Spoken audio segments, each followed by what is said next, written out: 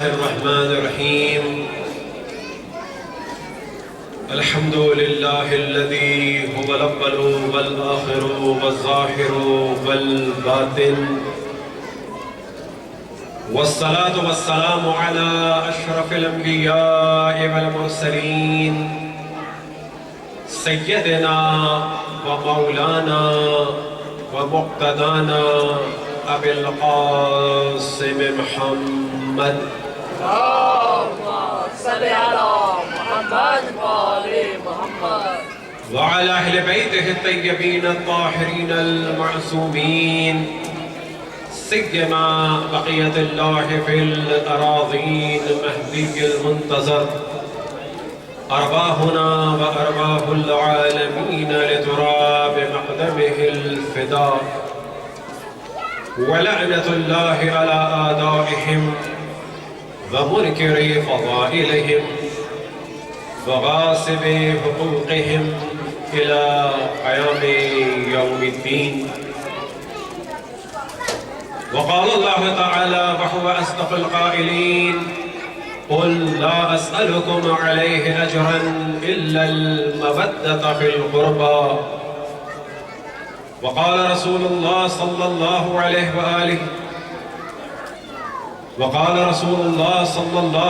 وآله وسلم: إني تارك فيكم الثقلين كتاب الله وعترة أهل بيتي ما إن تمسكتم بهما لن تضلوا أبدا حتى يرد علي الحوض. وقال مولانا ومقتدانا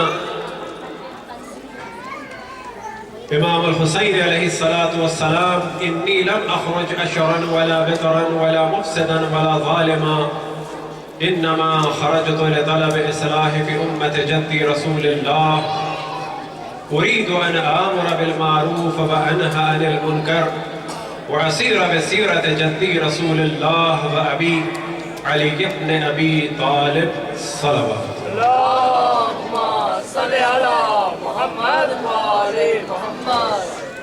جب امام حسین علیہ السلام مدینے سے نکلے تو اپنا وصیت نامہ اپنے بھائی جناب محمد حنفیہ کے سپرد کیا کہ جس میں اپنے مدینے سے نکلنے کے ہدف کی جانب توجہ دلائی اور ارشاد فرمایا کہ میں اکڑ تکبر فساد یا ظلم کے لیے مدینے سے نہیں نکل رہا، میں صرف اور صرف اپنے جد رسول اللہ کی امت کی اصلاح کے لیے نکلا ہوں. میں چاہتا ہوں کہ امر بالمعروف کروں، نہیں عن المنکر کروں، اپنے جد رسول اللہ اور اپنے والد علی ابن ابی طالب کی سیرت پر عمل کروں. صلوات پڑھیں پر محمد و آل محمد. اللهم صل على محمد وآل محمد. کسی بھی نبی نے کبھی بھی کچھ بھی اپنی امت سے نہیں مانگا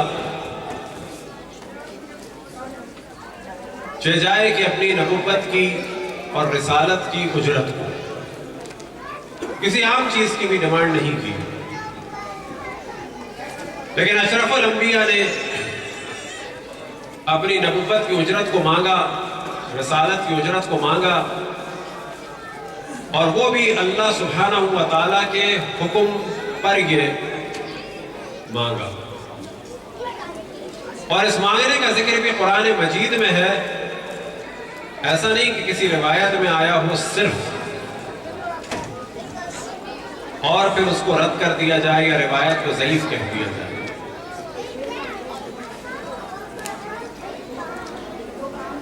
جب قربہ کا ذکر ہوتا ہے تو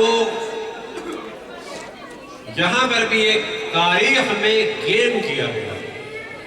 یہ ذہن میں رہے کہ جو میڈیا آج پارٹ پلے کر رہا ہے، سابقہ دور میں بعض خصوصاً بنو امیہ کے درباری ملا اور ان کے علاوہ سو کالڈ محدثین نے بالکل وہی کام کیا کہ جو آج میڈیا کرتا ہے. اور آپ جانتے ہیں کہ میڈیا کا کام کیا ہے. کبھی کسی کو مجاہد بناتے جب اپنے فائدے میں ہوتا ہے، اسی کو پھر دہشت گرد بناتے جب اپنے فائدے میں ہوتا ہے. ایک آدمی ایک مقصد کے لیے ان کے پسندیدہ علاقے میں کام کر رہا ہوتا ہے، ان کی مرضی کے مطابق، چاہے وہ حکومت سے لڑ رہا ہو تو اس کو ٹائٹل دیا جاتا ہے فریڈم فائٹر کا. اینن یہی کام اس سے بڑے ظلم کے خلاف اگر کوئی کر رہا ہو، لیکن وہ ظلم کرنے والا اگر میڈیا کے فیور میں ہے یا بعض طاقتوں کے فیور میں ہے، تو پھر اس کو نام دیا جاتا ہے فریڈم فائٹر کا نہیں، پھر اس کو ریبلز کہا جاتا ہے، دہشت گرد کہا جاتا ہے. جبکہ یہاں جو لوگ ہیں ان کا بھی وہی ہدف ہے کہ ظلم ختم ہو، وہاں جو لوگ ہیں ان کا بھی وہی ہدف ہے ظلم ختم ہو. لیکن جس طرح سے میڈیا کا پریزنٹیشن ہوتا ہے، اس سے کہیں زیادہ خباثت والا جو پریزنٹیشن تھا وہ بعض سو کال راویوں کا یا محدثین کا یا علماء کا تھا. وجہ یہ ہے کہ یہ اگر بادشاہوں کے فیور میں یا حکومتوں کے فیور میں یا بادشاہوں کی مخالفت میں یا حکومتوں کی مخالفت میں یہ گیم کرتے ہیں، تو انہوں نے یہ گیم کیا اللہ کے دین کے مقابلے، وہ زیادہ خبیث ہے.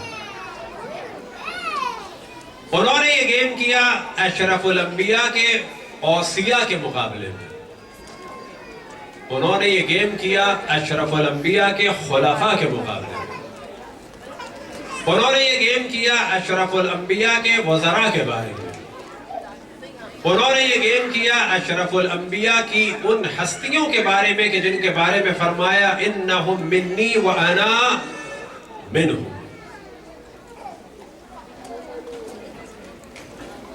اب اس کے برعکس جنہوں نے ان کا ساتھ دیا ان کا درجہ اتنا ہی بلند ہے. اور یہی وجہ ہے کہ پھر میں عرض کروں کہ اہل بیت کا ذکر کرنا، اہل بیت کے فضائل بیان کرنا، اہل بیت کے غم میں غمگین ہونا، اہل بیت کی خوشی میں خوشی منانا، چاہے وہ خوشی لباس کے ذریعے سے ہو، خوشبو کے ذریعے سے ہو، مصافحے کے ذریعے سے ہو، گلے ملنے کے ذریعے سے ہو، کھانا پکانے کے ذریعے سے ہو، جس صورت میں بھی اہل بیت کی خوشی ہے اس کا ثواب ہے.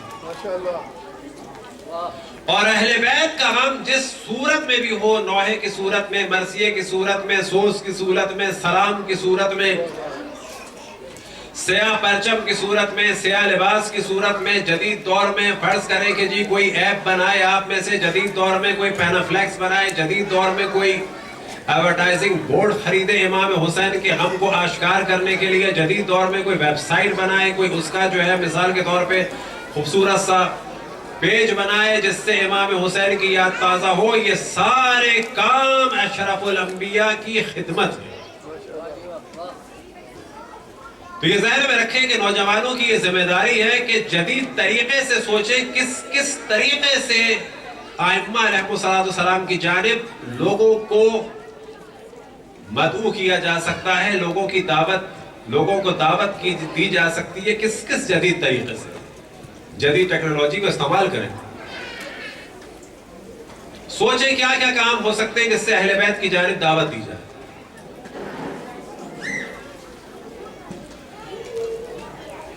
تو در حقیقت جب کہا جاتا ہے کہ ذکر علی عبادہ،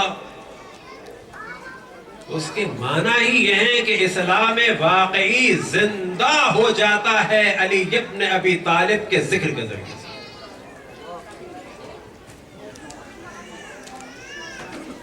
اور اگر مولا امیر المومنین کا ذکر نہ کیا جاتا تو آج جو اتنی بڑی تعداد اہل بیت کی چاہنے والی ہے، یہ اتنی بڑی تعداد نہ ہوتی. یہ بہت بڑی تعداد دوسری جگہوں سے آئی ہے، دوسرے مذاہب سے آئی، دوسرے ادیان سے آئی. کب؟ کہ جب اہل بیت علیہ السلام کے فضائل کو بیان کیا گیا.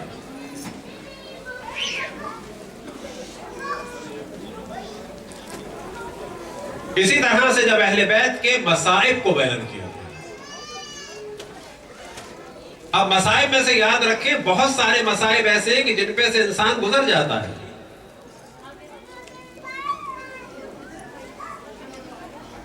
اور اگر آپ کے ذہن میں ہو کہ ہم نے توجہ دلائی کہ مصائب میں سے سب سے اہم جو مصیبت ہے وہ جناب سیدہ کی مصیبت ہے، اس کا راز یہ ہے کہ ممکن ہے کہ ایک آدمی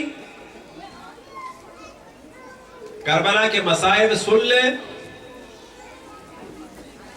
اور سننے کے بعد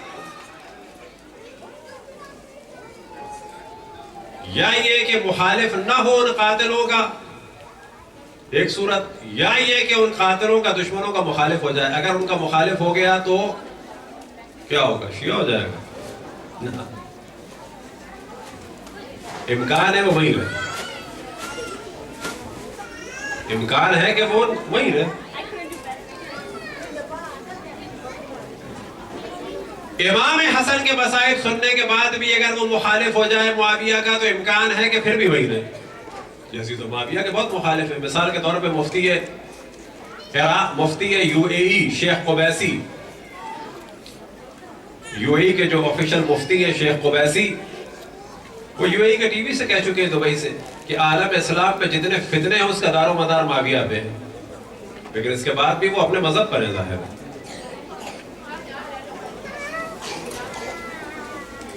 لیکن یاد رکھیں کہ جناب سیدہ کے مصائب ایسے کہ اگر ان مصائب پر کسی کو یقین ہو گیا, یہاں یقین ہوگا, وہاں وہ اس مذہب سے نکل جائے. شرط ہے کہ یقین ہو جائے کہ واقعا جناب سیدہ کے ساتھ برا ہوا. شک ہے تو کوئی فائدہ نہیں. اگر یقین ہو گیا کہ رسول کی بیٹی پہ ظلم ہوا, جیسے ہی اسے یقین ہوگا کہ رسول کی بیٹی مظلوم ہے, ویسے ہی جیسے ہی ظالموں کو پہچانا اسی وقت اس کا سابقہ مذہب ختم ہو گیا. اب وہ اعلان کرے نہ کرے خود بخود مذہب حق اہل بیت میں داخل ہو گیا.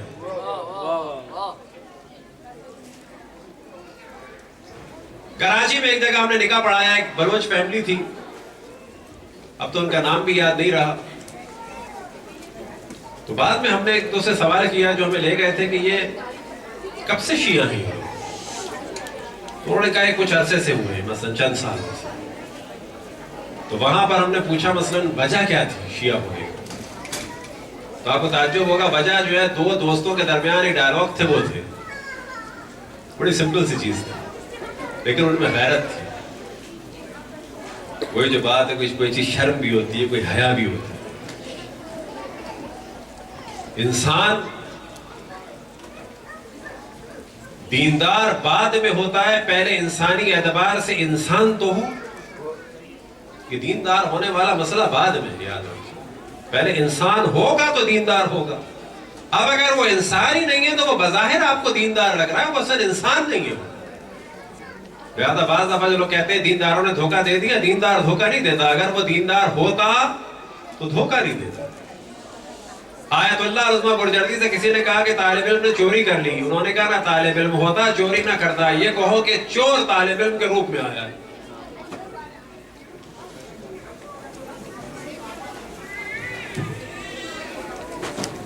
تو دو دوستوں کا ڈائلاگ سبب بنا کہ وہ اہل بیت کی جانب آ گئے. وہ کیا گفتگو تھی؟ ایک دوست نے کہا کہ میرے دادا یہ فرماتے. دادا کون؟ یعنی جو بلوچ صاحب تھے, انہوں نے کہا کہ میرے دادا جو ہے یہ کہتے تھے یا کہتے ہیں مثلا. دوسرے دوست نے اس کو بیدار کرنے کے لیے جملہ کہا. اب وہ دادا جو ہے ان کے بڑے تھے, خاندان کے بزرگ قوم تھے, یا مثلا قبیلے کے بڑے تھے یا گھر کے بڑے تھے بالآخر. تو اس دوست نے بیدار کرنے کے لیے کہا کہ پتہ نہیں تمہارے دادا سچ کہہ رہے ہیں یا جھوٹ کہہ رہے ہیں.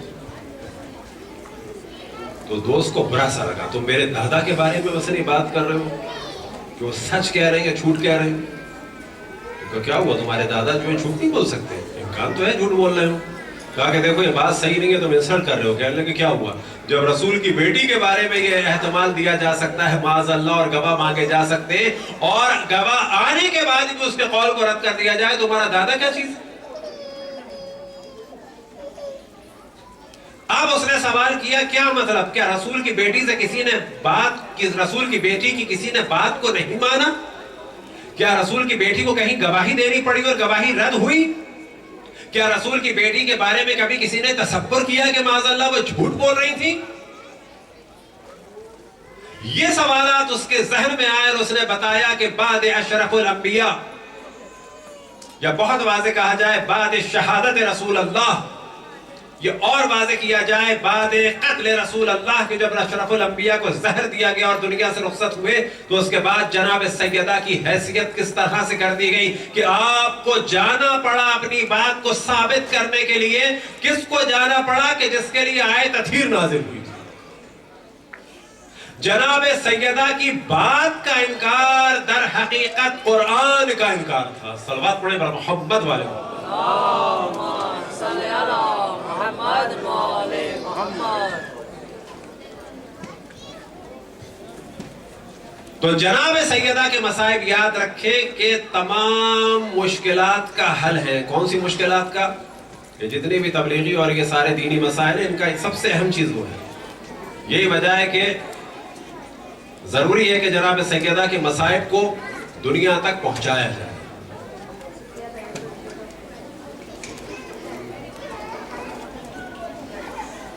تو اصل بات ہمارے یہاں سے شروع ہوئی کہ یہاں پر بھی پورا گیم چل رہا ہے. وہ کیا گیم چل رہا ہے؟ کہ قربا ہے کون؟ تو آپ کو تعجب ہوگا، قربا میں جناب سیدہ مولا امیر المومنین امام حسن امام حسین سے دائرے کو بڑھاتے بڑھاتے بیویوں کو شامل کیا. چلو جی کر لیا. بیویوں کو شامل کرنے کے بعد پورے خاندان کو شامل کر لیا. چلو جی کر لیا. پورے خاندان کو شامل کرنے کے بعد یا کو تعجب ہوگا یہ جو روایتوں کے پاس کھیل ہوئے، یہ وہی میڈیا کا گیم. کن کن کو شامل کر لیا؟ حتیٰ پورے اہل مدینہ کو شامل کر لیا. یہاں پر جب گفتگو کی جاتی ہے تو بعض دفعہ کہا جاتا ہے چلو چلو چلو جو تمہیں کرنا ہے کر لو. پورے مدینے کو چھوڑو، سارے مسلمانوں کو شامل کر لو. سارے مسلمانوں کے لیے قید و قربہ رسول اللہ. چلو تمام مسلمانوں کو بھی چھوڑو. رسول اللہ بالآخر اشرف الانبیاء تھے تو انسان، تمام انسانوں کو شامل کر لو قربہ رسول اللہ. ہدف حاصل ہو گیا. اہل بیت کے فضائل کو کم کر دیا. دل ٹھنڈا ہو گیا. مطمئن ہو گئے کہ جناب سیدہ کے ذکر کو محو کر دیا. مطمئن ہو گئے کہ مولا امیر المومنین امام حسن امام حسین کے ذکر کو ختم کر دیا. سارے انسانوں کو شامل کر لو. یہ 6-7 ارب اس زمانے کے اور اس سے پہلے کے بھی جتنے سے کر لو. ہوگا کیا؟ جیت جاؤ گے. ہم صرف ایک سوال کریں گے کہ ہر شخص کے بارے میں سوال کیا جا سکتا ہے کہ یہ قربہ میں ہے یا نہیں ہے، لیکن جناب سیدہ کے بارے میں یہ سوال نہیں کیا جا سکتا کہ قربہ میں ہے یا نہیں. وہاں صرف ایک سوال ہوگا، یہ تو ضرور قربہ میں. سب کے بارے میں سوال ہو سکتا ہے. سب کے بارے میں سوال ہو سکتا ہے، لیکن جناب سیدہ کے بارے میں سوال نہیں ہو سکتا. اگلے مرحلے میں امام حسن امام حسین کے بارے میں سوال نہیں ہو سکتا، لیکن وہ سیکنڈ مرحلہ ہے. مولا امیر المومنین کے بارے میں سوال نہیں ہو سکتا، لیکن وہ بھی جناب سیدہ کے بعد کا مسئلہ ہے. جناب سیدہ کے بارے میں آپ 2 سوال نہیں کر سکتے، وہ ہیں یا نہیں ہیں. تو سوال یہ پیدا ہوگا کہ 6-7 ارب آج کے انسان، اس سے پہلے کے انسان یا بیویوں کو بھی شامل کر لیں اور تمام رشتہ داروں کو اور حتیٰ اہل مدینہ کو شامل کر لیں. جب اللہ سبحانہ و تعالیٰ نے حکم دیا قُلْ لَا أَسْأَلُكُمْ عَلَيْهِ أَجْرًا إِلَّا الْمَوَدَّةَ فِي الْقُرْبَى، تو کن کن سے محبت کرو گے؟ منافقوں سے، فاجروں سے، کافروں سے، تمام سے محبت کرو گے. یا اگر محبت کرنی ہوگی تو بلا شک اگر یقین کرنا ہو کہ ہم نے اللہ کے حکم پر عمل کر لیا تو ایک سے محبت کر لو اور اجر رسالت ادا ہو جائے گا. وہ ذات ہے بضعۃ الرسول فاطمہ الزہرا کی.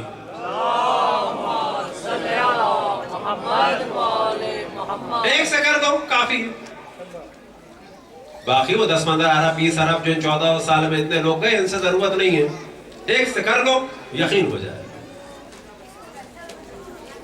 ایک سے کر لیا محبت کا اظہار، یقین ہو گیا. لیکن کون سا اظہار کیا گیا؟ اس کے دروازے کو جلایا گیا.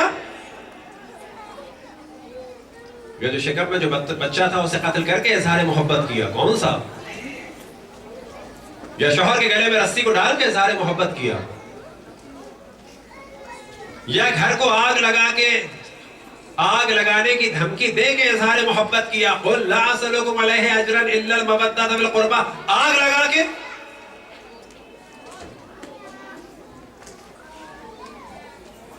شاید یہی وجہ ہے کہ جناب سیدہ کا اتنا بلند مقام ہے کہ حدیث قصہ میں بھی جب اللہ سبحانہ و تعالیٰ کی جانب سے اشرف الانبیاء کو اور مولا امیر المومنین کو اور امام حسن اور امام حسین علیہم السلام کو پہچانوایا جا رہا ہے تو اشرف الانبیاء کے ذریعے سے نہیں، مولا امیر المومنین کے ذریعے سے نہیں، امام حسن امام حسین کے ذریعے سے نہیں، بلکہ کس ذریعے سے؟ وَهُمْ فَاطِمَةُ وَأَبُوهَا وَبَعْلُهَا وَبَنُوهَا.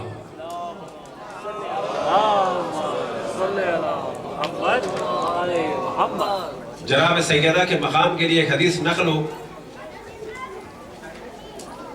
پھر امام حسن عسکری علیہ السلام سے بھی نقل ہوئی، بعض جگہ شاید امام جعفر صادق علیہ السلام سے بھی نقل ہوئی، نحن حجج اللہ علی الخلق، ہم اللہ سبحانہ و تعالیٰ کی حجت ہیں تمام مخلوقات پر۔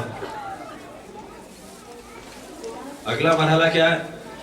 وجدتنا فاطمہ حجج اللہ علینا، اور ہماری جدہ حضرت فاطمہ سلام اللہ علیہا ہم ائمہ پر اللہ کی حجت ہیں۔ جناب سیدہ نہ نبی ہے نہ امام ہے، لیکن نبی کی معرفی ان کے ذریعے سے ہو رہی ہے۔ ائمہ پر حجت ہیں اللہ کی جانب سے، یہ عام مقام نہیں ہے، خود ائمہ پر حجت ہیں اللہ کی جانب سے۔ اسی موضوع کو آگے کنٹینیو کرتے ہیں، اور جیسا کہ یہ گفتگو ہوئی فنڈ ریزنگ وغیرہ کے حوالے سے، تو ایک موضوع کی جانب توجہ دلائیں جو ہم نے پہلے توجہ دلائی کہ جتنے بھی بچے بچیاں ہیں وہ واقعاً مختلف دینی کاموں میں پارٹ پلے کرنا شروع کریں۔ اسی طریقے سے ایک فقہی مسئلہ ذہن میں رکھیں، اگر کوئی لڑکا یا لڑکی بچہ بچی آپ میں سے جو بھی سن رہے ہیں وہ اس نے جاب شروع کی ہے، جس دن اس کو پہلی سیلری ملی ہے یہ اس کی خمس کی ڈیٹ ہے آٹومیٹکلی۔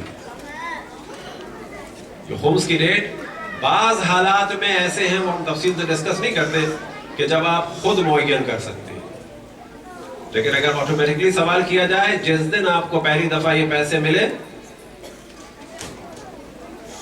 یا جس دن آپ پیسوں کے مالک ہوئے، لہٰذا احتیاط کیا کی جاتی ہے؟ جس دن آپ نے جاب شروع کیا، جس دن آپ نے جاب شروع کیا اس دن آپ پیسوں کے مالک بنے۔ کون سے پیسوں کے؟ آج کی سیلری کے، ملے بعد میں۔ تو جس دن جاب شروع کی وہ اور زیادہ احتیاط کے مطابق وہ آپ کے خمس کی ڈیٹ ہے۔ اب اگر بعد میں چینج کرنا چاہیں، فرض کریں آپ کی جاب ہے آج لگی تھی، یہ آپ کی ڈیٹ بن گئی، لیکن اگر اس کے بعد ڈیٹ چینج کرنا چاہیں تو صحیح ہے، جو 1 سال سے کم مدت میں آپ پیچھے کرنا چاہیں اس پہ خمس نکال دیں، 1 مہینہ پہلے، 1.5 مہینہ پہلے، 2 مہینہ پہلے، تو پھر وہ آپ کی ڈیٹ بن سکتی ہے، لیکن اس میں آپ کو پیچھے آنا پڑے۔ فرض کریں کہ 1 جنوری تھی اور وہ بن رہی ہے پہلی رمضان، آپ چاہ رہے ہیں 15 شعبان کو یہ کام کریں، تو 15 دن پیچھے آنا ہوگا، تو 15 رمضان نہیں کر سکتے، پھر آپ 15 دن لیٹ کر دیں گے۔ تو پہلا کام یہ کہ یاد رکھیں کہ جناب سیدہ سلام اللہ علیہا سے مودت کا جو ایک اظہار ہے وہ یہ ہے کہ ان کے حق کو دیا جائے۔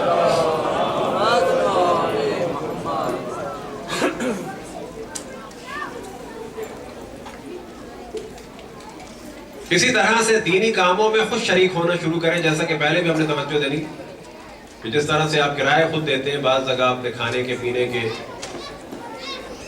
یا ٹپ خود دیتے ہیں، ایک چھوٹے اماؤنٹ سے دینا شروع کریں، یہی بڑھتا چلا جائے گا۔ اللہ کی راہ میں دینے کی پریکٹس شروع کریں، تدریجاً بڑھتا چلا جائے گا۔ دوسری ایک چیز خصوصاً ان افراد کے لیے، حضرات کے لیے کہ جو بہت ویل آف ہیں اور وہ یہ جانتے ہیں کہ جو کچھ ان کے پاس ہے ان کے بچوں کے پاس اس سے زیادہ ہے اور ان کے بچوں کو اس کی ضرورت نہیں ہے، اور ایسے بہت سارے لوگ ہیں، یعنی یہاں کی بات نہیں کر رہے، دنیا میں بہت لوگ ہیں کہ ان کو پتا ہے کہ ان کا ایک گھر ہے، 6-7 بچے ہیں، یہ بکے گا زیادہ 2 لاکھ کا 3 لاکھ کا بکے گا، اور بچے اتنے ویل آف ہیں کہ اس کے 3-5 کر کے جو 20-20 40-40 ہزار ملے گا، کسی بچے کو ایسی کوئی اس کی ضرورت نہیں ہے۔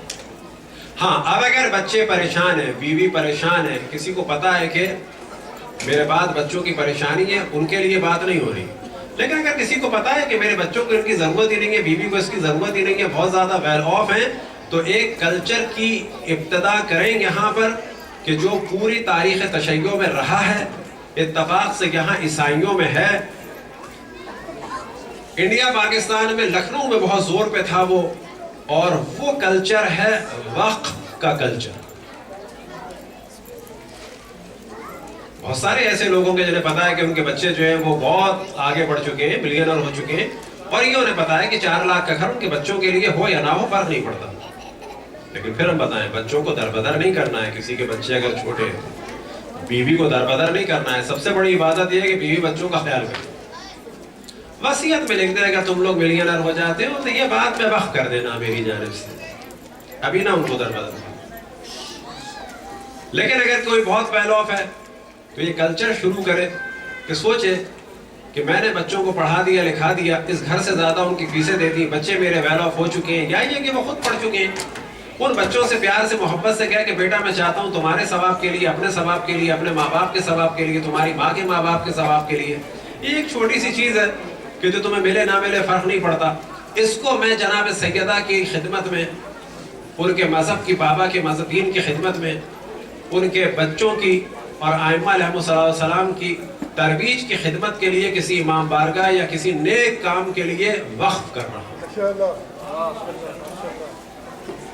پھر تدریجاً اس چیز کی بھی ضرورت ہے کہ وقف کا ایک سلسلہ ہو۔ آپ جانتے ہیں کہ دنیا میں جو سب سے بڑے موقوفات کی چین ہے وہ رومن کیتھولک کی ہے، اور یہاں بڑا رواج ہے وقف کا، اور وہ لوگ کرتے ہیں بڑے آرام سے، لیکن اور مذاہب ادیان کتنا کرتے ہیں ہمیں نہیں ہے، لیکن ظاہر ہے رومن کیتھولک جتنا کوئی نہیں کرتا۔ لکھنؤ میں اس کی بڑی مثالیں ہیں کہ آپ کو تعجب ہوگا، بہت ساری مساجد ایسی ہیں جو لکھنؤ کی خواتین نے بنائی تھی، یا انڈیا میں اور بعض جگہ، کیونکہ وہاں ظاہر شیعت پہلے سے تھی۔ کہ لکھنؤ کا ایک قبرستان ہے جو مجھے بعض دفعہ سوچ کے واقعاً رشک آتا ہے کہ خاتون نے قبرستان بنا کے وقف کیا تھا، اور اس میں ایک عجیب و غریب کام کیا تھا، اور کام یہ تھا کہ اس زمانے میں پانی کے جہاز سے ہزاروں یا سینکڑوں، سمجھ لے ہزاروں نہیں تو سینکڑوں کی تعداد میں کربلا سے مٹی بوریوں میں آئی تھی اور اس قبرستان میں ڈالی ہوئی تھی۔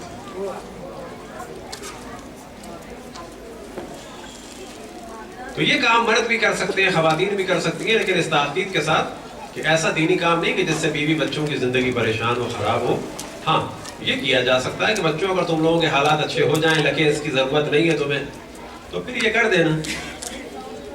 تو وقف کے کلچر کو نہ بھلایا جائے۔ مولا امیر المومنین کا ایک واقعہ بیان ہو کہ ایک دن مولا، یاد رکھیں جو کہتے ہیں کہ مولا امیر المومنین جو ہے وہ کنویں کھودتے تھے، وہ کنویں کھدوا بھی سکتے تھے، پیسے ہے کنویں کھدوا دیے۔ ہر عمل کا ایک خاص اجر ہے۔ فرض کریں آپ نے کسی کی خدمت کے لیے، کوئی بزرگ ہے اس کی خدمت کے لیے آپ نے کہا کہ یہ پیسے ہیں، جا کے اس کی خدمت کرو، اس کا ایک ثواب۔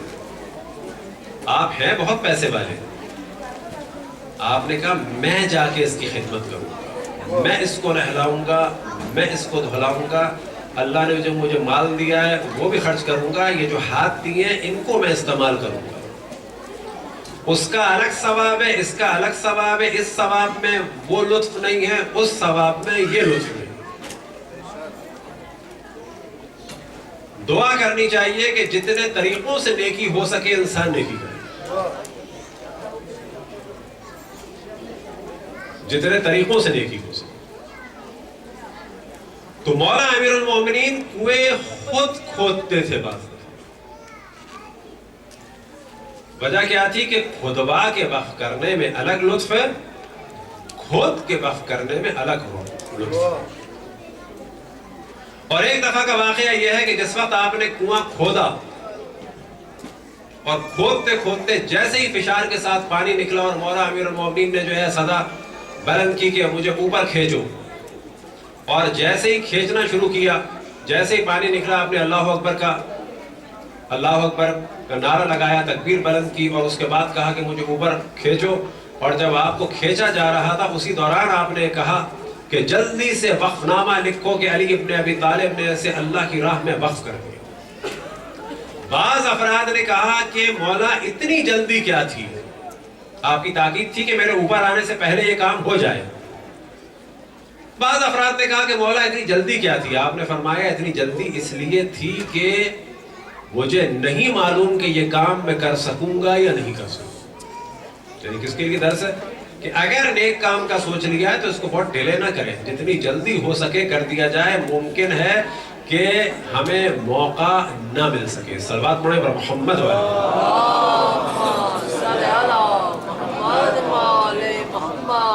نجف میں تھے حضرت آیت اللہ العظمہ شیخ آخوند خراسانی کے جو اس وقت کے تمام مراجع کے سمجھے کہا جا سکتا ہے کہ استادوں کے بھی استاد تھے۔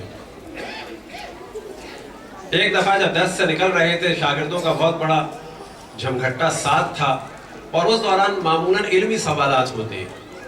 اس دوران ایک شخص نے آ کے کہا کہ میں قرضے میں پھنسا ہوا ہوں، یہ میرے یہ پرابلم ہے، آپ اگر ضمانت لے لیں اور سائن کر دیں تو میری مشکل حل ہو جائے گی۔ انہوں نے فوراً کاغذ لیا اور زمین پہ بیٹھ کے اس کو لکھنا شروع کیا کہ جو ایک اتنے بڑے عالم کے لیے ان کی عمر بھی زیادہ تھی، زمین پہ بیٹھنا بھی مشکل تھا، اور اس کو انہوں نے فوراً لکھا اور اس کو دیا۔ اس دوران بعض قریبی افراد تھے، کچھ نے تو یہ کہا کہ اتنی آپ کو جلدی کیا تھی،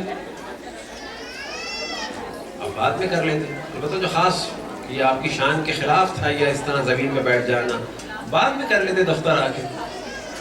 لیکن ان میں سے کچھ نے یہ کہا کہ آپ نے جس کا یہ کام کیا ہے آپ کو معلوم نہیں ہے کہ یہ آپ کا دشمن بھی ہے؟ تو آپ نے کیا جواب دیا کہ یہاں سے پتہ چلتا ہے کہ مولا امیر المؤمنین کا شیعہ کیسا ہوتا ہے۔ ایک تو کام میں جلدی فرمائی، تو وہاں تو ان کا وہی نظریہ تھا کہ کیا پتہ موقع ملتا کہ نہ ملتا ہے کہ انسان کی مشکل حل ہو جائے۔ لیکن جب کہنے والے نے کہا کہ یہ آپ کا دشمن تھا تو آپ نے فرمایا میں نے اسی وجہ سے اور جلدی کی کہیں ایسا نہ ہو کہ میرے نیکی کرنے کا ارادہ ختم ہو جائے۔ صلوات پڑھیں پر محمد والے۔ انہوں نے کہا مجھے پتا تھا یہ میرا دشمن ہے، مجھے برا بھلا کہتا ہے، مجھے پتا تھا مجھے برا کہتا ہے، لیکن میں نے سوچا کہ بالآخر یہ اہل بیت کا چاہنے والا ہے، پریشان ہے، کہیں ایسا نہ ہو کہ تھوڑی دیر میں مجھ پر غلبہ ہو جائے اپنے نفس کا، خواہشات کا، اور پھر دل میں یہ آئے کہ یہ مجھے برا کہتا ہے، میں کیوں اس کی مدد کروں۔ لہذا میں نے فوراً یہ فیصلہ کیا نفس کی مخالفت کرتے ہوئے کہ جتنا جلدی ہو جائے اس کی مشکلات کو حل کر دوں۔ صلوات پڑھیں پر محمد والے۔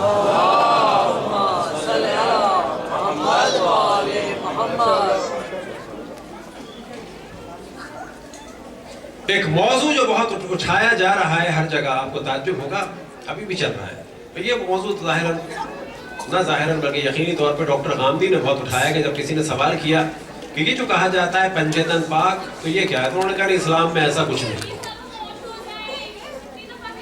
اسلام میں ایسا کچھ نہیں۔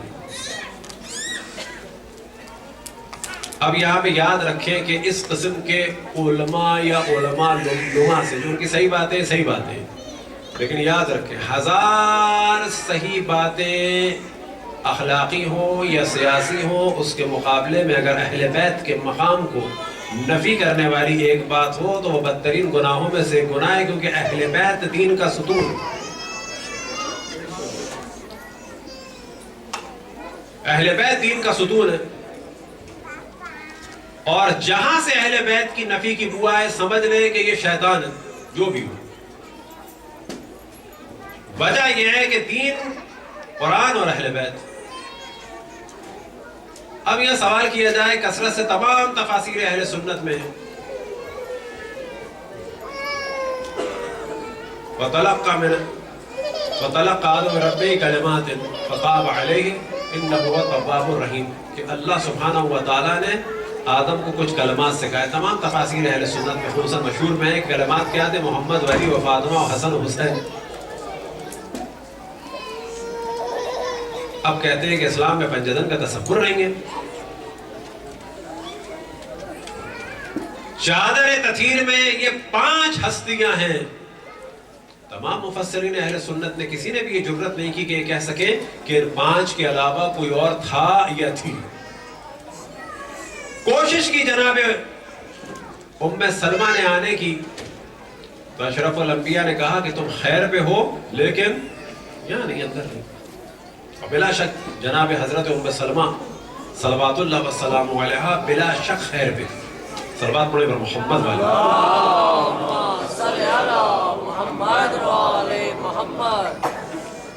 تمام تفاسیر اہل سنت میں آئے، مباہلہ میں بھی یہی ہے۔ کتنوں کو لے کے گئے؟ اپنے ساتھ 4 کو لے کے گئے، خود 5ویں۔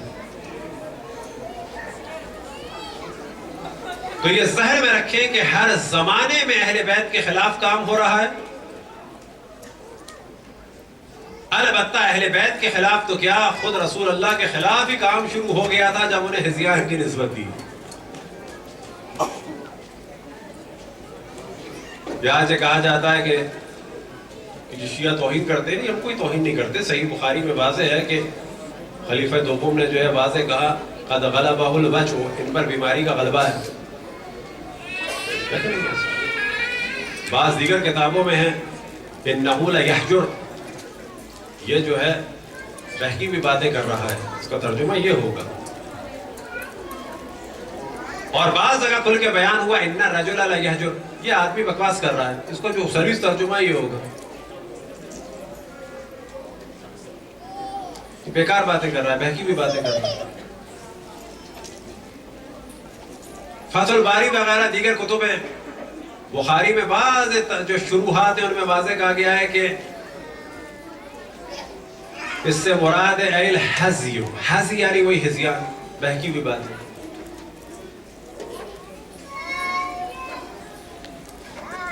تو اہل بیت کے خلاف جو سلسلہ شروع ہوا وہ کہا جا سکتا ہے اشرف الانبیاء کے بعد شروع ہوا، پریکٹیکلی ظلم کی صورت میں، لیکن خود رسول اللہ اور اہل بیت کے خلاف کام اشرف الانبیاء کے دور میں ہی شروع ہو چکا۔ اب بعض دفعہ گفتگو کی جاتی ہے کہ جی فلانے میں یہ فضیلت تھی، یہ فضیلت تھی، یہ فضیلت تھی، تو وہ ساری فضیلتیں مشکوک اگر ثابت ہو جائے کہ اشرف الانبیاء کو ہزیان کی نسبت دی، تو اگر وہ خالی بعض فضیلتیں مان بھی لی جائیں تو خود بخود ختم ہو جاتی ہیں، کیونکہ اصل چیز اسلام میں ہے نبوت اور احترام نبوت۔ باقی کوئی چیز بھی جو ہے وہ اہمیت والی نہیں ہے۔ آج شب جمعہ ہے، ایک اہم ترین کام کہ جو ہر روز اور بڑے آرام سے کیا جا سکتا ہے، خصوصاً آج کے دن، آج رات، اور وہ بھی در حقیقت اہل بیت کی مودت کے ذریعے سے رسالت کی اجرت ہے۔ وہ کیا چیز ہے؟ وہ ہے اہل بیت علیہ السلام کو، یا بالفاظ دیگر معصومین علیہ السلام کو سلام کرنا، یہ سادی زبان میں سلام کرنا۔ اور اسی کو اگر تھوڑا سا زیادہ اور تفصیل سے کہا جائے تو کہا جائے یعنی ان کی کثرت سے زیارت کرنا۔ ہم سب کی ذمہ داری ہے کہ اہل بیت علیہ السلام سے کانٹیکٹ میں رہیں، اور کانٹیکٹ کا جو بہترین طریقہ ہے، کہاں ایک بڑی بڑی زیارتیں وہ بھی بہت اچھی ہیں، لیکن اگر بڑی زیارت نہ ہو سکے تو بعض دفعہ شیطان بہکائے گا کہ بڑی زیارت پڑھو تو پڑھو ورنہ کچھ نہ پڑھو، آپ کو اسے جواب دینا ہے بڑی زیارت جب پڑھیں گے تو پڑھیں گے، فی الحال چھوٹی پڑھیں گے، چھوٹی اگر پڑھیں گے تو پڑھیں گے، فی الحال اس سے بھی چھوٹی پڑھیں گے، اور اگر کبھی پڑھیں گے تو عربی میں پڑھیں گے، لیکن فی الحال اپنی زبان میں ہی اٹھتے بیٹھتے جب موقع ملے گا، کبھی الگ الگ 14 معصومین کو، اور اگر کبھی اس کا بھی موقع نہیں ملا تو تمام معصومین کو مد نظر رکھتے ہوئے جو مختصر ترین زیارت ہو سکتی ہے کہ تمام معصومین کا تصور کریں اور کہیں السلام علیکم ورحمۃ اللہ وبرکاتہ۔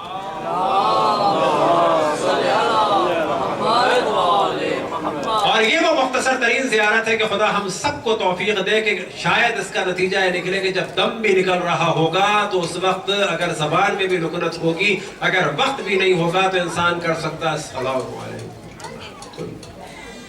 دعا ہے خداوند تبارک و تعالیٰ سے کہ اپنے ذکر کے ساتھ یعنی لا الہ الا اللہ کے ساتھ اور ایسے عالم میں ہمیں موت عطا فرما کہ اہل بیت کو مخاطب کر کے ایک مختصر سی زیارت پڑھ سکے، چاہے لبوں میں جنبش ہو یا نہ ہو، فقط ذہن میں ہو السلام علیکم ورحمۃ اللہ۔ اور اگر یہ بھی ممکن نہیں ہے السلام، یہ خود ایک زیارت ہے۔ اب یہ ذہن میں رکھیں کہ سلام واجب نہیں ہے، ہمارا سلام جیسا بھی ہو، ظاہر ہے وہ ہمارا جیسا ہی ہوگا، ٹوٹا پھوٹا، ہمارا سلام جیسا ہی ہو، ہم جیسا ہے، اور یہ واجب بھی نہیں ہے، لیکن جواب دینا ان پر واجب ہے، اور جو ان کا جواب ہے وہ انہی جیسا ہے، ایک ٹوٹا پھوٹا مختصر سا سلام ہماری جانب سے، اور اگر وہاں سے وعلیکم السلام کے جو ان پر واجب ہے اور وہ ان بلند ہستیوں کی جانب سے آئے تو یہ چیز قلبوں کو منور کر دیتی ہے۔ لہذا روٹین بنایا جائے کہ جب موقع ملے، ہمیشہ میں ذکر کرتا ہوں زیارت کے بعد حضرت آیت اللہ العظمیٰ عبد الحسین طیب،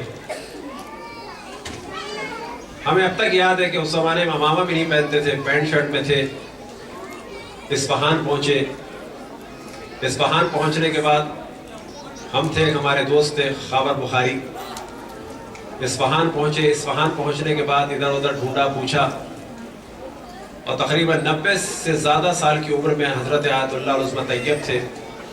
ہمیں ذہن میں بھی نہیں تھا کہ ان سے ملاقات ہو سکتی ہے نہیں ہو سکتی، خدا ان کی صاحبزادی کو جو ہے ان کی توفیقات کو بلند فرمائے۔ وہ بھی ایک بزرگ خاتون تھی۔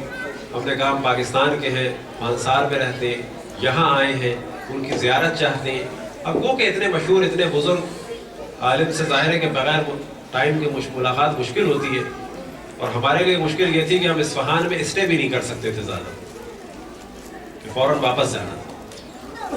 یعنی 2-3 گھنٹے 4 گھنٹے کا ہم نے سفر کیا ہے، وہاں گئے ہیں، علامہ مجلسی، حضرت رقیہ اور چند زیارتیں کی، ان کی زیارت کی اور پھر واپس آنا۔ تو خیر ان سے ملاقات ہوئی۔ ان کی ایک کتاب ہے اطیب البیان کے جو کلام پر ہے، ایک کتاب ہے ان کی کلم الطیب جو تفسیر میں ہے۔ خود انہوں نے سنایا کہ جب میں نے اطیب البیان لکھ لی تو اس رات مجھے زیارت ہوئی امام زمان علیہ السلام کی خواب میں، اور خواب میں نے دیکھا کہ مسجد سیدہ ایک وہاں پر ہے، وہاں پر امام منبر پہ کھڑے ہیں اور فرماتے ہیں کہ علم کلام پر یعنی عقائد پر تو کتاب ہو گئی، یعنی امام اس سے راضی تھے، کوئی ہے تم میں سے جو اب تفسیر لکھے؟ تو فرماتے ہیں میں نے آگے بڑھ کے کہا جی مولا میں لکھوں۔ 14 جلدوں پہ وہ تفسیر ہے اطیب البیان، فارسی میں ہے، جو وہ فرماتے ہیں کہ میں نے 20 سال میں لکھی، اور جب وہ مکمل ہو گئی تو اسی رات میں نے دوبارہ امام کو خواب میں دیکھا کہ امام خوش ہیں اس تفسیر کو دیکھ کے۔ تو میں نے کہا کہ امام اس پر آپ اپنا سائن کر دیں، مہر لگا دیں۔ تو امام نے مسکرا کے اس پر اپنا سائن کیا، مہر لگائی، اور جب مہر لگائی تو اس میں سے نور نکلا جو آسمان کی جانب بلند ہوا۔ ان کی نصیحتوں میں سے ایک نصیحت یہ ذہن میں رہے کہ جب عالم کا انٹروڈکشن ہوتا ہے تو پتہ چلتا ہے کہ وہ اس کی بات کی کوئی حیثیت بھی ہے، کتنے تجربے کار آدمی ہے۔ ان کی نصیحتوں میں سے ایک نصیحت کیا تھی کہ رات کو سونے سے پہلے چہاردہ معصومین علیہ السلام سے کانٹیکٹ برقرار کرو۔ کس چیز کے ذریعے سے؟ زیارت کے ذریعے سے۔ لیکن بعد میں ان کی تفصیل یہی تھی، کوئی لمبی چوڑی زیارت نہیں ہے، بس معصومین کو مخاطب کرو جتنا بھی ممکن ہے، ایک ایک نام کر کے، مثال کے طور پہ السلام علیکہ یا رسول اللہ، السلام علیکہ یا مولا امیر المومنین، السلام علیکہ یا سیدہ، السلام علیکہ یا مولا یا امام الحسن۔ اب اردو میں کہیں، یہ عربی میں السلام علیکہ یا رسول اللہ، السلام علیکہ یا علی ابن ابی طالب وصی رسول اللہ، السلام علیکہ یا مولاتی فاطمہ الزہرا سیدۃ نساء العالمین، السلام علیکہ یا حسن ابن علی المجتبی، السلام علیکہ یا حسین ابن علی شہید بکربلا۔ ایسے پڑھنا چاہیں ایسے پڑھ لیں، اردو میں پڑھنا چاہیں اردو میں پڑھ لیں، لیکن کم ترین کیا ہے کہ بس ان کا تصور کر کے کہہ دو سونے سے پہلے السلام علیکم ورحمۃ اللہ وبرکاتہ۔ اب یہ ذہن میں رکھیں شیطان یہاں بھی بہکائے گا، بڑی پڑھتے تو بہتر تھا، پھر آپ کو بہکائے گا کہ نہیں ابھی نہ پڑھو، وضو کر کے پڑھتے تو بہتر تھا۔ ابھی انسان تھکا ہوا ہوتا ہے، پھر آپ کو بہکائے گا کہ قبلہ رخ ہو کے پڑھتے تو بہتر ہے ورنہ چھوڑ دو۔ پھر آپ کو بہکائے گا کبھی کہ جب اس کی بھی ہمت نہیں ہوگی کہ بیٹھ کے پڑھتے تو صحیح، ابھی تو تم لیٹے ہوئے ہو۔ یہاں ہمیں جواب دینا ہے کہ بس ہم تو چاہتے ہیں کہ اچھے طریقے سے سلام کریں، اس وقت آج ہمیں طاقت نہیں ہے، بس لیٹے لیٹے بیٹھے بیٹھے قبلہ رخ ہو یا نہ ہو، نام پورے لیں یا نہ لیں، اہل بیت معصومین علیہ السلام کا تصور کریں، السلام علیکم، مختصر ترین زیارت۔ اور ایام عزا میں ذہن رکھیں کہ اور سارے سال جو ایک اہم ترین زیارت ہے وہ کس کی زیارت ہے؟ امام حسین علیہ السلام۔ کل اگر زندگی رہی کو زیارت عاشور کے بارے میں ڈسکشن کریں گے۔ مختصر ترین زیارت امام حسین کی کیا ہے؟ السلام علیکہ یا ابا عبداللہ، مختصر ترین زیارت۔ اللہ نے امام حسین کو ایک ایسا مقام دیا ہے کہ زیارتوں کے اعتبار سے اور بعض دیگر اعتبار سے کل اگر موقع ملا تو زندگی رہی تو بیان کریں گے کہ یہ مقام اور کسی کا نہیں۔ وجہ یہ ہے کہ جو قربانی اللہ نے امام حسین سے لی وہ کسی سے بھی نہیں لی۔ اگر یہ قربانی اشرف الانبیاء سے لی جاتی وہ بھی بہترین طریقے سے دیتے اور بہتر طریقے سے دیتے، لیکن لی نہیں۔ یہ قربانی مولا امیر المومنین سے لی جاتی تو وہ بھی اور بہتر طریقے سے کرتے، لیکن مولا امیر المومنین سے نہیں لی ایسی قربانی، امام حسن سے بھی ایسی نہیں لی۔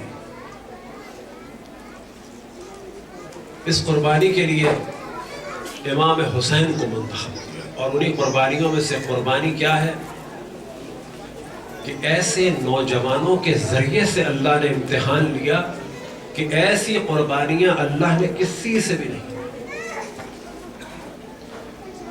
کیا مولا امیر المومنین کے سامنے بھتیجوں کی لاشیں تھیں؟ کیا اشرف الانبیاء کے سامنے اس طرح سے عزیزوں، رشتہ داروں، بھتیجوں کی، بھانجوں کی لاشیں تھیں؟ اور کیا کیا امتحان ہوئے امام حسین کے، وہ آپ کے علم میں ہیں۔ انہی میں سے کہ امتحان کے جو امام حسن کے، امام حسین کے لیے بڑا سخت امتحان تھا، وہ حضرت قاسم کے ذریعے سے تھا، شدید ترین امتحان۔ آج بعض جگہ بحثیں کی جاتی ہیں جی مہدی تو انڈیا کی رسم ہے، تو یاد رکھیں ایسا کچھ نہیں۔ یہ جب ہم بھی نہیں گئے تھے تو ہم بھی یہی سمجھتے تھے ایران۔ کوئی کہہ دیتا ہے یہ ہندوانی رسم ہے، بالکل غلط بات ہے۔ یہ مہدی کی رسم، یہ رسم حنا، البتہ ایران عراق میں اسے حنا نہیں کہتے، حنا کہتے ہیں۔ یہ کوئی انڈیا سے نہیں، یہ سب آئی وہاں سے، خصوصاً عراق سے آئی ہے۔ انڈیا پاکستان کی عزاداری کی اکثر چیزیں، حتیٰ علم اور مختلف چیزیں جو آئیں گے در حقیقت وہ عراق سے آئیں گے۔ وجہ یہ ہے کہ ہمارے جتنے مومنین ایام اعظم میں وہ ایران یا شام نہیں جاتے تھے یا مدینہ نہیں جاتے تھے، جتنے مومنین ایام اعظم میں وہ عراق جاتے تھے، کربلا جاتے تھے۔ جو طویل زیارتوں کے لیے بھی نکلتے تھے پہلے ایران یا شام، آخر میں ایسی سیٹنگ کرتے تھے کہ جب محرم میں جائیں، جو ایام اعزا تھے ان کے کربلا میں گزرتے تھے۔ تو یہ رسم مہندی جو ہے وہاں سے ہے۔ اب یہ الگ ڈسکشن ہے کہ ان کی شادی ہوئی یا نہیں ہوئی۔ تو در حقیقت یہ ایک نوجوان کی ماں کے ارمانوں کی ایک جھلک ہے مظلومیت کو بیان کرنے کی۔ ضروری نہیں ہے کہ ایسا ہوا، اگر یہ سوچ لیا جائے تو پھر تو علم و تابوت بہت ساری چیزوں کو، کیا ایسا تھا کہ ایسا نہیں تھا، ایسا تھا کہ ایسا نہیں تھا، کہ جتنی چیزیں ہیں یہ سمبلز کے طور پہ ہیں فقط ایک مظلومیت کو عیاں کرنے کے لیے۔ حضرت علی اصغر کا جھولا کیا چیز ہے کہ ایسا جھولا تھا، ایسا جھولا تھا، جیسے کل نکلا ایسا جھولا تھا، لکڑی کا جھولا تھا، تانبے کا جھولا تھا، چھوٹے سائز کا جھولا کیوں نکالے، بڑے سائز کا کیوں نہ نکالے، واقعاً ایسا تھا کہ جس میں زنجیریں تھیں، واقعاً ایسا تھا کہ جس میں رسیاں تھیں، یا واقعاً صرف کپڑے کا جھولا تھا، اصل جھولا تھا بھی کہ نہیں تھا۔ یہ چیزیں ڈسکس کرنے کی نہیں ہیں۔ یہ ذہن میں رکھیں کہ عزاداری میں وہ والی چیزیں کہ جو آج ماڈرن آرٹ میں یوز ہوتی ہیں، بعض سمبلز وغیرہ کہ جس کے ذریعے سے اصل داستان کی جانب، ایک واقعے کی جانب توجہ دلائی جائے، آج وہ ماڈرن آرٹ کا حصہ ہیں۔ ہمیں فخر کرنا چاہیے کہ ہم نے بعض واقعات کو ویژوائز کرنے کے لیے اور اس کو لوگوں کے دلوں تک پہنچانے کے لیے بعض چیزوں کا سہارا لیا کہ جو شرعاً بھی صحیح ہے اور ماڈرن دنیا کے تقاضوں کے حساب سے بھی صحیح ہے۔ اگر ماضی کی مثال لی جائے تو پورا حج در حقیقت تمثیل ہے، اور اگر مذاق بنانے میں کوئی آئے عزاداری کی چیزوں کا تو بڑے آرام سے مذاق بنا سکتا ہے رمی جمرات کا کہ کیا شیطان بیٹھا ہے معاذ اللہ، بڑے آرام سے مذاق بنا سکتا ہے کہ وہ بھاگی تھی تو بھاگی تھی، ابھی اتنے لوگوں کا بھاگنے سے کیا فائدہ، وہ تو بھاگی تھی پانی کے لیے، مذاق بنانے والا بنا سکتا ہے۔ لیکن حضرت ہاجرہ کی اس کیفیت کو اللہ نے اتنا پسند کیا کہ کروڑوں اربوں کھربوں مسلمان اس کام کو کرتے رہے اور کرتے رہیں گے۔ حضرت ابراہیم کی قربانی کو اللہ نے اتنا پسند کیا کہ کروڑوں اربوں کھربوں مسلمان کرتے رہے اور کرتے رہیں گے یہ قربانی۔ شیطان کے وسوسے کو رد کرنا اللہ کو اتنا پسند آیا کہ لوگ کرتے رہے ہیں اور کرتے رہیں گے۔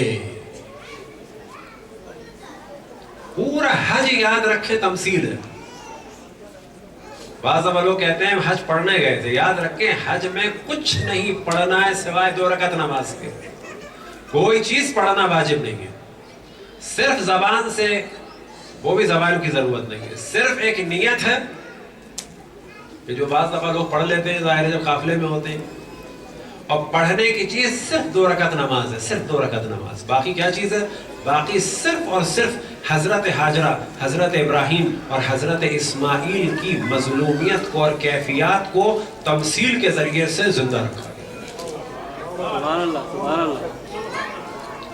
صلوات پڑھیں پر محمد والے. اللہم صلی علی محمد وعلی محمد. عزاداری امام حسین بھی یاد رکھے اسی حج کی طرح سے قربانی امام حسین کی ایک تمثیل ہے.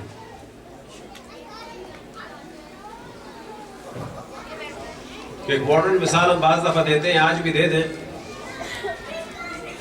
وہابیوں نے کتنا شور مچایا ہوا تھا پہلے، شبی حرام ہے، شبی بنانا حرام ہے، شبی بنانا حرام ہے. ہمارے بھی بعض لوگ جب روشن فکر ہوتے ہیں تو سب سے پہلے ان کو عزاداری پہ اعتراضات نظر آتے ہیں. شبی بنانا حرام ہے، یعنی نجف کی کربلا کی یہ زری وغیرہ جو بھی حرام، مثلا وہابیوں کا شور تھا. لیکن آپ کو تعجب ہوگا، وہابی آج پوری وہابی ورلڈ جو ہے زریوں سے بھری ہوئی ہے، یعنی شبیوں سے بھری ہوئی ہے. بعض مومنین کو سمجھ میں بھی نہیں آتا واقعی وہ شبیاں ہیں یا نہیں ہیں. اب سوال کیا جائے کیا چاندی کے اور سونے کے اور پلاسٹک کے اور دیگر مختلف میٹیریلز کے خانہ کعبہ اور مسجد نبوی کی شبیاں ماڈل مکہ مدینے میں یا پوری عرب دنیا میں بکتے ہیں کہ نہیں بکتے؟ یہ جو خانہ کعبہ کا یا مسجد نبوی کا ماڈل ہے، جو نیت آپ کی ہے وہ نیت ہماری ہے. آپ جواب دیں وہی جواب ہمارا ہے. کہا جاتا ہے شرک، ہم کسی ذریعے کو نہ اللہ سمجھتے، نہ رسول سمجھتے، نہ امام سمجھتے، نہ کسی ذریعے سے مانگتے. کسی ذریعے سے کوئی نہیں مانگتا. آج تک ہم نے کوئی شیعہ نہیں دیکھا جو ذریعے سے کہے تم ہماری مشکل کو حل کرو. اللہ رسول اللہ سے دعا کر رہے ہوتے ہیں، رسول اللہ اور اہل بیت سے توسل کر رہے ہوتے ہیں. ذریعے ایک مقدس چیز ہے. کتنی مقدس ہے؟ خود سعودی سے سوال کیا جائے، خانہ کعبہ کے ماڈل کو ایک احترام والی جگہ پہ رکھو گے کہ یا زمین پہ یا کچرے میں رکھو گے؟ کہاں رکھو گے؟ اور سب سے زیادہ جو ماڈل عرب دنیا میں چل رہا ہے وہ کس چیز کا ہے؟ یا زری کس چیز کی ہے؟ یا شبی کس چیز کی ہے؟ کہ جو ساری دکانوں میں اور ہر جگہ آپ کو مسجدوں میں ملے گا خانہ کعبہ کے دروازے کی. امام حسین سے منسوب ہو تو شرک ہے، کفر ہے، بدعت ہے. رسول اللہ نے یہ زری نہیں بنائی، اصحاب نے زری نہیں بنائی. خانہ کعبہ کا دروازہ رسول اللہ بناتے تھے یا خلیفہ اکبر اور دھوپم سبب بناتے تھے؟ بالآخر کون بناتا تھا؟ لیکن یہ سارا پرابلم ہے کہ کسی بھی طریقے سے یاد حسین اگر باقی ہے تو وہ بدعت ہے، گمراہی ہے. باقی کسی کی بھی یاد باقی ہو وہ صحیح ہے، چاہے پوری سعودی رائل فیملی کی تلواریں، لباس، ڈھالیں موجود ہوں، ان کی حفاظت کی جائے، وہ عین توحید ہے. لیکن اگر رسول سے منسوب والارے رسول سے منسوب کوئی چیز ہے تو بدعت ہے. جناب علی اصغر کا جھولا یا جو آج تابوت یا جو بعد میں تابوت ہے، اس کی مثال ہم دیتے ہیں کہ اگر آپ کو یاد ہو شیخ احمد یاسین، یاد ہوگا آپ کو بس، ایک ویل چیئر پہ تھے، فلسطینی عالم کے جن کو مارا تھا. ان کی علامت اور ان کی برسی میں ویل چیئر اٹھائی جاتی ہے. سوال کی جائے یہ ویل چیئر اللہ ہے، رسول ہے، امام ہے، کیا ہے بالآخر تمہارا؟ کہا جائے گا میں بتانا چاہتے ایک بوڑھا آدمی جو اپاہج تھا، نہ چل سکتا تھا، نہ ہاتھوں میں حرکت تھی، ویل چیئر پہ بیٹھتا تھا، اس کو جو ہے ایک راکٹ سے مارا گیا. بس ویل چیئر اس کا مطلب ایک سمبل کے طور پہ ہم استعمال کر رہے ہیں. بس جو دلیل آپ کی ہے وہی دلیل ہماری حضرت علی اصغر کے جھولے کے بارے میں. اسے نہ ہم اللہ سمجھتے، نہ رسول سمجھتے، نہ یہ کہتے ہیں قرآن میں آیا. ویل چیئر قرآن میں آئی تھی. ویل چیئر رسول اللہ اٹھاتے تھے. ویل چیئر جو ہے اصحاب یا خلفائے ثلاثہ اٹھاتے تھے. اگر ویل چیئر ایک عقلی موضوع ہے اور سمبل کے طور پہ استعمال ہو سکتا ہے تو عزاداری امام حسین میں ہر وہ چیز استعمال ہو سکتی ہے جس سے واقع کربلا کی کسی چیز کی بھی یاد تازہ ہو۔ لال مسجد آپ کو تعجب ہوگا، یہ اکثر لوگ نہیں جانتے، یہ پورے mindset school of thought کی مسجدوں کے رنگ باہر سے گھیروئے ہو گئے۔ کس کی حمایت میں؟ اسلام آباد کی لال مسجد کی حمایت میں۔ بعض دفعہ کہا جاتا ہے کہ جی فلانی چیز جب ہم کہتے ہیں کہ یہ ہمارا شعار ہے، یہ ہمارا شعار ہے یعنی ہماری پہچان ہے، ہمارا نعرہ ہے، کہتے ہیں یہاں پر یہ شرک ہے، شرک ہے، شرک ہے۔ اب سوال کیا جائے کہ مسجدوں کو جو لال کیا جا رہا ہے، کہ رسول اللہ مسجد کو لال کرتے تھے؟ بہت ساری مسجدیں لال مسجد کے بعد لال کی گئی ہیں اور خود اقرار کرتے ہیں اس وجہ سے کی گئی ہے تاکہ ہم ان سے ہم آہنگی اور ان کی حمایت ظاہر ہوتی ہے کہ ہم ان کے ساتھ ہیں۔ اگر لال رنگ سے ان کی مسجد کی حمایت ظاہر ہوتی ہے تو اس سیاہ رنگ سے رسول اور آل رسول کی حمایت ہوتی ہے۔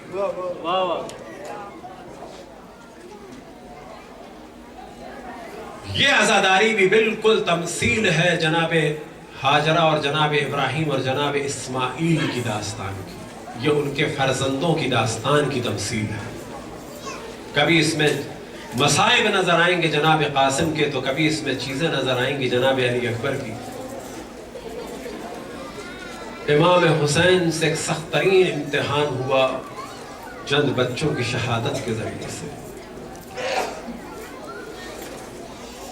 امام حسن کے کئی فرزند کربلا میں شہید ہوئے، لیکن ان میں سے 2 فرزندوں کی شہادت بہت ہی مظلومیت والی ہے۔ ایک کا آج فقط ذکر کرتے ہیں کہ ذہنی طور پہ تیار ہوں کہ اگر زندگی رہی تو اس کو بیان کریں گے، اور وہ امام حسین کی مظلومیت کے لیے بہت ہی سخت مرحلہ تھا اور وہ سب سے آخری شہادت ہے۔ اور آغوش امام حسین میں امام حسن کے فرزند کو قتل کیا گیا۔ کب؟ کہ جب امام حسین گھوڑے سے گر کے زمین پہ آئے تو امام حسن کا کہ ایک فرزند کے جن کا نام تھا عبداللہ ابن حسین، عبداللہ ابن حسن، وہ امام کی آغوش میں قتل کیے گئے کہ انشاءاللہ عاشور میں بیان ہوگا۔ اور ایک مظلومیت ہے جناب قاسم کی، جناب قاسم کی جو شہرت ہے، فرزندان امام حسن اور بھی تھے لیکن عمر میں کچھ زیادہ تھے۔ جناب قاسم سے جب سوال کیا گیا، جب انہوں نے دیکھا کہ سب شہادت کے لیے تیار ہے تو جناب قاسم نے بھی خواہش کا اظہار کیا، لیکن امام نے اجازت نہ دی، یہاں تک کہ ایک وقت آیا کہ بعض جگہ بیان ہوا کہ جناب قاسم گریہ فرما رہے تھے، والدہ نے آ کے شفاعت کی، بعض جگہ یہ بھی بیان ہوا کہ جناب قاسم کو یاد آئی کہ بابا نے کہا تھا اگر مشکل وقت آئے تو اس تعویذ کو کھولنا کہ جس میں امام کے نام پھر خط تھا کہ میری جانب سے اس قربانی کو قبول کرنا۔ بالآخر ایک وقت آیا کہ جناب قاسم تڑپ رہے ہیں حوض کوثر پہ اپنے جد رسول اللہ اور مولا امیر المومنین کے پاس پہنچنے کے لیے اور زمانے کے امام کے دفاع کے لیے اور اپنے بابا کی مزید خوشنودی کو حاصل کرنے کے لیے اپنے آپ کو قربان کرنے کے لیے تیار ہیں۔ لیکن جب سوال کیا گیا جناب قاسم سے، جب امام نے سوال کیا وَكَيْفَ عِنْدَكَ الْمَوْتِ، تو فرزند حسن نے کمال کر دیا، وہ جواب دیا کہ جس کی وجہ سے آج بھی جناب قاسم شہداء کربلا میں ایک ممتاز حیثیت رکھتے ہیں۔ یہ نوجوان، یہ کم سن بچے سے جب سوال ہوا کہ کیسی ہے تمہارے لیے موت، تو جناب قاسم نے جواب دیا احلا من الاسل، کہ یہ شہد سے زیادہ شیرینی ہے اور کیسی نہ ہو کہ امام وقت پہ سے اپنے آپ کو قربان کرنے کے لیے تیار ہے ایک امام کا فرزند۔ خود امام کا فرزند ہی سمجھ سکتا ہے کہ امام وقت پہ سے قربانی کس طرح سے اتنی شیریں ہے کہ شہد سے زیادہ شیریں ہے۔ اجرکم علی اللہ، ایک وقت آیا کہ ہر بیوی اپنی جانب سے قربانی پیش کرنے کو تیار ہیں۔ مادر جناب قاسم بھی بے چین ہے اور اپنا سب کچھ کربلا میں قربان کر دیا۔ ایک وقت آیا کہ مادر قاسم اپنے فرزند کو تیار کر رہے ہیں، لیکن ایک صبح عاشور ایک اور وقت بھی آیا کہ ماں نے تو الگ تیار کیا، لیکن خود امام حسین نے بھی جناب قاسم کو تیار کیا، اور عجب طریقے سے تیار کیا کہ حمید ابن مسلم سے نقل ہوا، جن کو حمید ابن مسلم بھی کہا جاتا ہے، کہ ایک وقت آیا کہ حسین کے خیمے سے آدھا چاند نکلا، اور آدھے چاند سے مراد یہ تھی کہ امام حسین نے جناب قاسم کے تحت الحنک کو، تحت الحنک کہتے ہیں کہ امامے کا ایک حصہ، اسے کھول کے اس طرح سے گلے میں ڈال دیا جاتا ہے، اس تحت الحنک سے امام نے جناب قاسم کے چہرے کو چھپا دیا، اور شاید وجہ یہ ہو کہ دشمن ان کے مقابلے میں جری نہ ہو جائے کہ یہ کم سن ہے۔ 13 سال 14 سال کے بچے عام طور پہ ان کا قد تو مکمل ہو جاتا ہے، لیکن شکل جب کوئی دیکھتا ہے تو احساس ہوتا ہے کہ یہ بچہ ہے۔ تو جسم و جسامت میں تو وہ جوان تھے۔ امام حسین نے اپنے اس قاسم کے دفاع کے لیے، اور یہ کہ کہیں دشمن جری نہ ہو جائیں بچہ سمجھ کے، تو جناب قاسم کے آدھے چہرے کو چھپا دیا، اور اسی کی جانب حمید ابن مسلم نے توجہ دلائی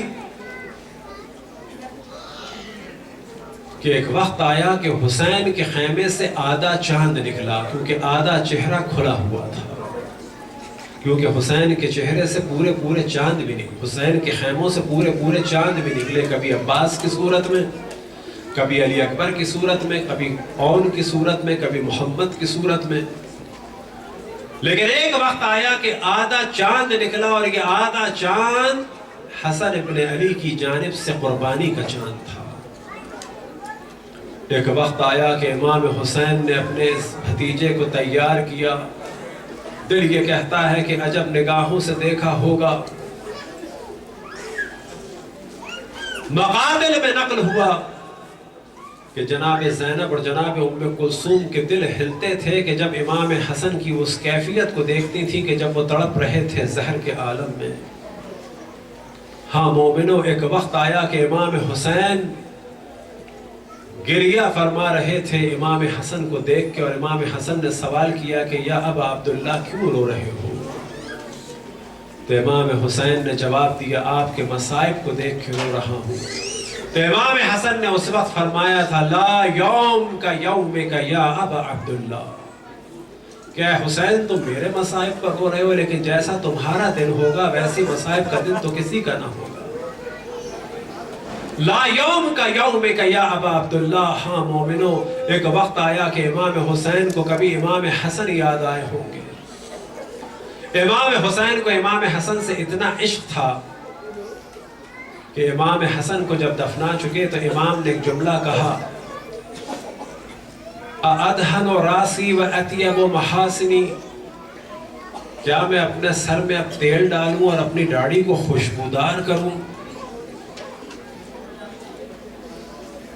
وَرَعْسُكَ مَعْفُورٌ وَبَدُنُكَ مَسْلُوبٌ، اس عالم میں کہ آپ کے چہرے پہ مٹی ہو اور آپ کے جسم جگہ جگہ سے زخمی ہو جیسے سولی پہ چڑھایا گیا ہے۔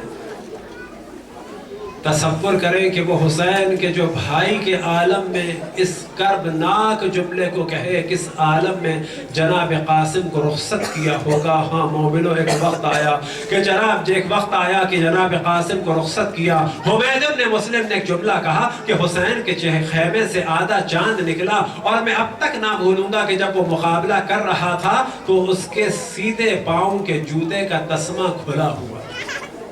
اتنا غور سے دیکھ رہے تھے حمید ابن مسلم کہ یہ تک دیکھا کہ ان کے سیدھے پاؤں کے جوتے کا تسمہ کھلا ہوا تھا۔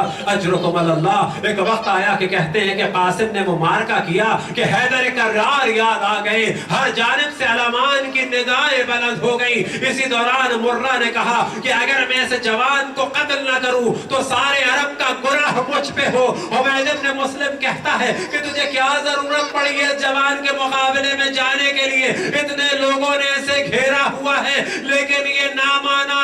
ہر جانب سے اشقیاء نے گھیر لیا، اسی جانب سے ایک حملہ ہوا گرز کا جناب قاسم پر، اور جناب قاسم سنبھل نہ سکے۔ رن میں کہ ندا بلند ہوئی السلام علیکہ یا ماں، سلام ہو آپ پہ میرے چچا